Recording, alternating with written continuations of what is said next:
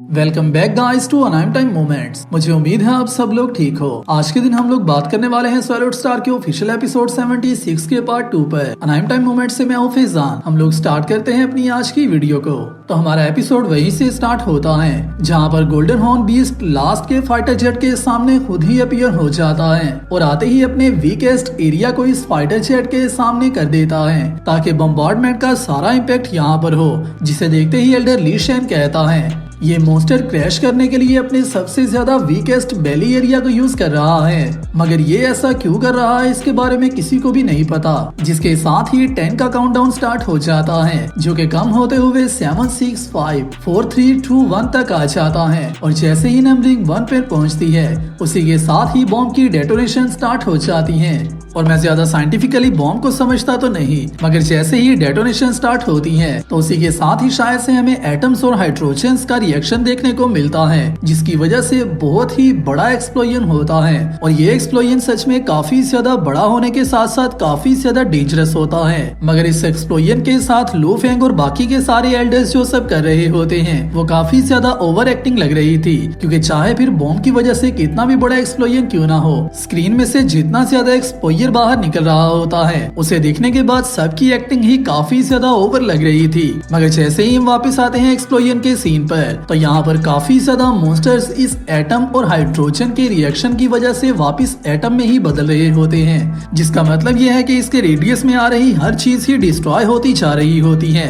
और एटम्स में बदल रही होती है। और जिन लोगों को इस बात का पता है कि एटम्स कितने कितने होते हैं तो उन सबको इस बात की समझ आ रही होगी कि 150 मिलियन टन के बराबर हाइड्रोजन बॉम्ब के एक्सप्लोजन के बाद हर चीज ही डिस्ट्रॉय हो जाती है और वापस एटम में बदल जाती है। तो काफी ज्यादा मॉन्स्टर्स के डिस्ट्रॉय होने के बाद जैसे जैसे इस एक्सप्लोजन का रेडियस बढ़ना शुरू होता है तो हम लोग स्पेस में से इसका एक सीन देखते हैं जहां पर मिनिममली ये एक्सप्लोजन अपने रेडियस में मिनिममली 10 से 20% तक के अर्थ के डायामीटर को ले लेता है, जो कि सच में काफी ज्यादा डिस्ट्रक्टिव पावर होती है। और इसी के साथ ही हम आते हैं रेगुलर सिटीजन्स के व्यूज पर, जो कि अपनी डेली की लाइफ गुजार रहे होते हैं। और जैसा कि होंग ने ये अनाउंस किया था, किसी भी रेगुलर सिटीजन को अभी तक इस बात का नहीं पता कि ये लोग किस तरह के मॉन्स्टर से फाइट कर रहे हैं और किस तरह का कैटास्ट्रॉफ इन सब का इंतजार कर रहा है। जिसके साथ ही जैसे ही सारे रेगुलर सिटीजन्स इस एक्सप्लोजन के व्यू को देखते हैं तो दूर से देखने में ये सच में किसी सन की तरह लग रहा होता है और दिखने में ऐसा ही लग रहा होता है कि शायद से सन जमीन के काफी ज्यादा करीब आ चुका है। और इस एक्सप्लोजन से पैदा हुई सारी रेडिएशंस और डिफरेंट गामा रेस की वजह से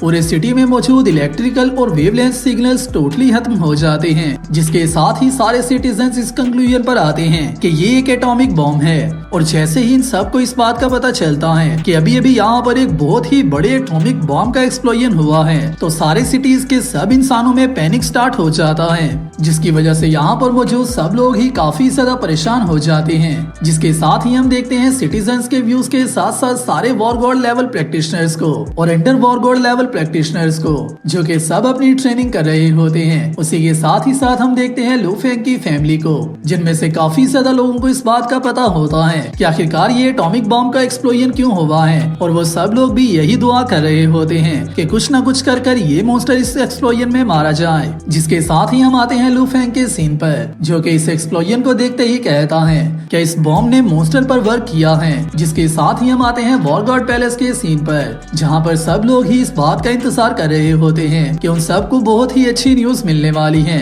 मगर जैसे ही वहां से एक्सप्लोजन खत्म होता है और स्मोक साइड होना स्टार्ट होती है तो उसी के साथ ही हम वापस दोबारा से देखते हैं इसी डोमिनेटर को, जिसकी वजह से ही इंसानों ने इतने बड़े हाइड्रोजन बॉम्ब्स को एक्सप्लोड करवाने का फैसला किया था। और इतने बड़े बॉम्ब्स के एक्सप्लोड होने के बाद भी इस मॉन्स्टर को कोई भी फर्क नहीं पड़ा होता, हालांकि इसके कुछ ऑर्गन्स डिस्ट्रॉय हो चुके होते हैं और इसकी बॉडी का कुछ पार्ट काफी ज्यादा बुरे तरीके से खत्म हो चुका होता है। जिसे देखते ही सब लोग अभी के लिए काफी ज्यादा शॉक हो जाते हैं, क्योंकि नेक्स्ट क्या होने वाला है इनमें से किसी को भी कुछ भी पता नहीं होता। मगर एक बात तो कंफर्म होती है कि ये मॉन्स्टर पूरी तरह से किल नहीं हुआ होता। जिसके साथ ही HR अलायंस की लीडर इसाडोना कहती है, चलो इतना तो शुक्र है कि हम लोग इस मॉन्स्टर को न्यूक्लियर बॉम्ब और हाइड्रोजन बॉम्ब्स के एक्सप्लोजन के बाद थोड़ा सा इंजोर तो कर पाए हैं। मगर उसके बाद जो सीन ये सब लोग देखते हैं वो इन सब लोगों की सारी उम्मीदों पर पानी फेर देता है, क्योंकि गोल्डन हॉर्न हॉर्न बीस्ट की रीजनरेशन एबिलिटीज काफी ज्यादा अमेजिंग हैं और उसी के साथ ही साथ ये मॉन्स्टर इस पूरे यूनिवर्स के टॉप डोमिनेटर्स में से एक मॉन्स्टर है। पूरे यूनिवर्स में से हेवन के 12 यूनिक फॉर्म में से एक मॉन्स्टर है, तो फिर इसकी रीजनरेशन एबिलिटीज इतनी कम भी तो नहीं हो सकती,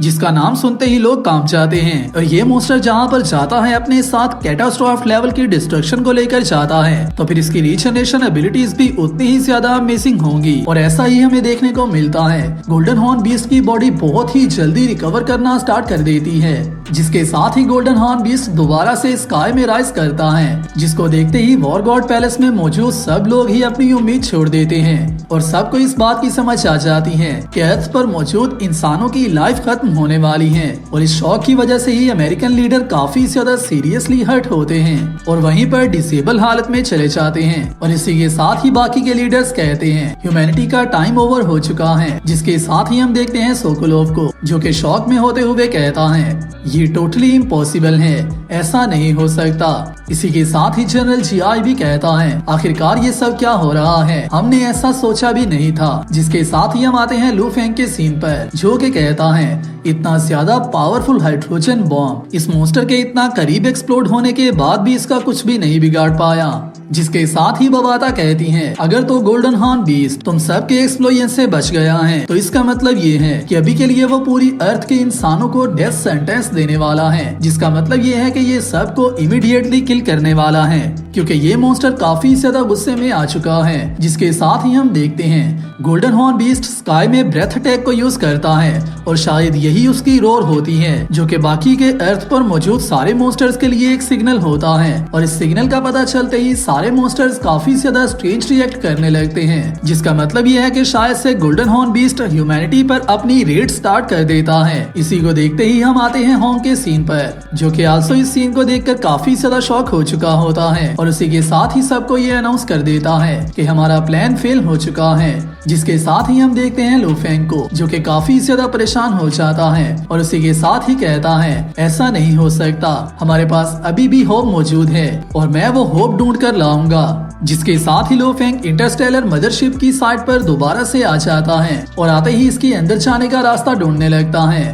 मगर बबाता उसे यहाँ पर अंदर जाने से भी वार्न करती है और लू फेंग को बताती है कि इस मदरशिप के अंदर जाने की वजह से लू फेंग अपनी जान से हाथ भी खो सकता है। मगर लू फेंग उसकी कोई भी बात नहीं सुनता और सीधा उस मदरशिप के अंदर चला जाता है। जिसके साथ ही हमारा एपिसोड यहीं पर कंप्लीट होता है। वीडियो आपको कैसी लगी है मुझे नीचे कमेंट्स में बताना और नेक्स्ट आने वाली वीडियो के लिए चैनल को सब्सक्राइब लाजमी कर लेना। मैं मिलता हूँ आप सबसे नेक्स्ट वीडियो में, तब तक अपना और अपने प्यारों का ख्याल रखियो।